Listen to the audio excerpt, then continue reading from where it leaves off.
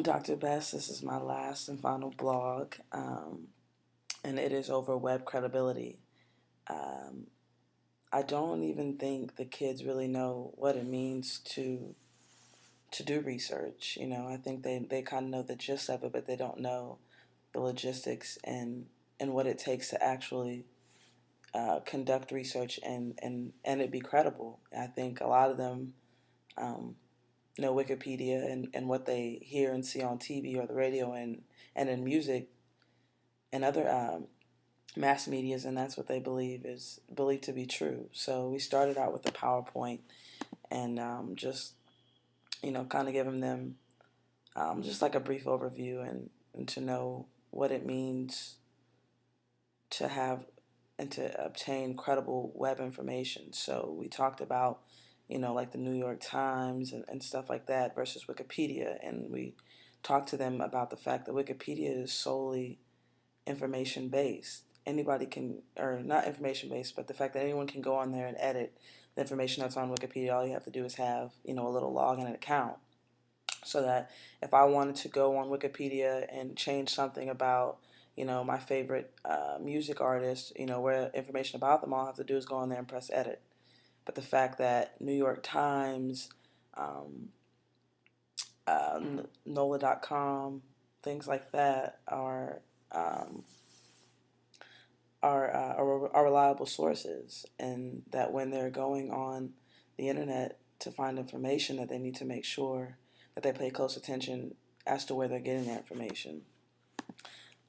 We had a couple things on the PowerPoint um, talking about the fact that the content citations that come from these websites and information are important to look at, because you don't want to just go in there and just intake everything that you hear or that you see, because everything you hear and see is not always true. Just because you see something on TV or something, or you hear something on the radio, it's not always true. So before you go and put that into your information, that doesn't mean it's necessarily true. Um, we also talked about the fact that some websites are biased, and that if they want you to believe a particular thing, then they're going to do and say what and put whatever they want on their post.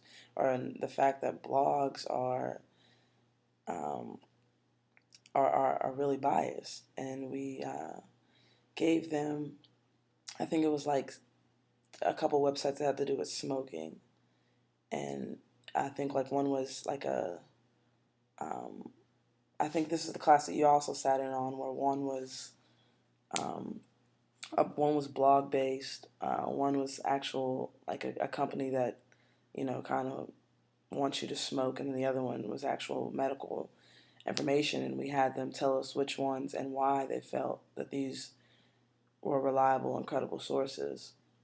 And so it's interesting to see, kind of um, their input and their intake of what's credible and what's not credible. We also talked about the fact um, of knowing who's writing it. So if it's a doctor, then you need to know that, okay, well, they're a doctor, so they've put in the work in school and all that stuff. They're not just bloggers who want you to know their opinion.